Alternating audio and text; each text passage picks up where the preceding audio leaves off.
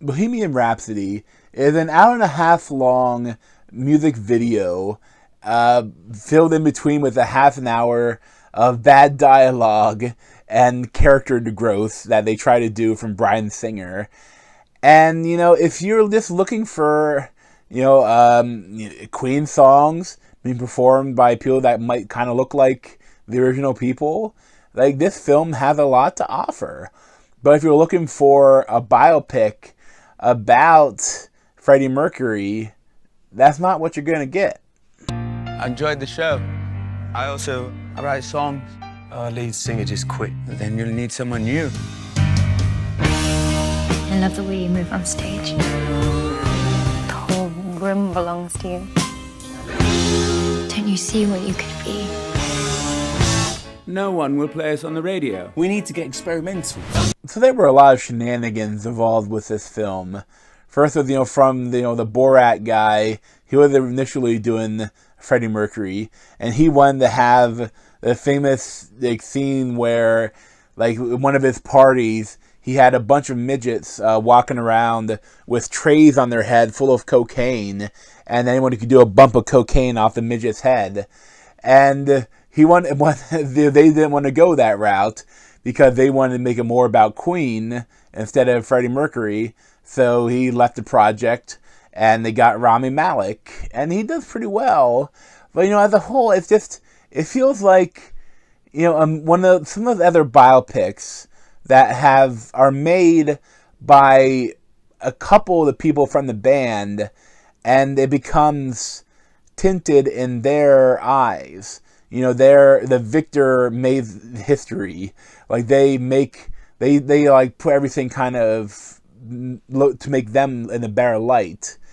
And that really shows in this movie. Because, there are a lot of stuff they do, with forming the band and, writing all the music and playing the music and touring. All of that stuff is pretty good. It's like some of the arguments between the band are a little goofy, especially with the dialogue. But as a whole, I liked all that stuff. But at a certain point, Freddie Mercury is kind of starting to go in a downward spiral. And what they do is they try to make it, okay, so we can't blame him completely. So we're going to blame the assistant, that he's the evil guy that turned him away from all of us and that ruined his life and got him into drugs and got him into a bunch of random sex that probably gave him AIDS. And he's the villain. And I understand why they do that, because they don't want to say the villain is Freddie Mercury. But at the same time, it's so odd because one time it's a party. It's not that crazy of a party. There is a midget there, but he's just opening the door for people, and the whole band's there, and they're like, oh, this is crazy. We're going home. We have families, and they all leave. We have families. We can't party all the time like this. And I was like, I don't know about that. I think you guys partied a little bit too. And the movie's kind of filled with stuff like that, about the impersonal stuff with the band. But I liked a lot of stuff they did. It's a little bit of a wigs and teeth movie, but I like Rami Malek as Freddie Mercury, and I like the rest of the band. They're all really good. One of my biggest issues about an example of it is that at a certain point, Freddie Mercury, he wants to make a solo album. And he breaks up the band doing it. You're breaking up the family, Freddie. And it's in reality, I think two of the members of the band had already made solo albums. But because he was doing his own solo album, now there'd be no more Queen without Freddie Mercury. They're like, you're breaking up the family. And and it's just, it adds to drama, and they have, scene, everything's kind of downward spiral, and then they can do a scene where they come all back together for the big concert, for, the AIDS concert ever. And it is awesome. They do that stuff really well. And I think that, the crowd is just fully digital, but it looks pretty good. And they do the whole thing about, it's kind of iconic where, the stadium is so big, and they're doing, the calm response, Like how you can see that the speed of sound that it travels. You can see the crowds reacting like there's like a wave.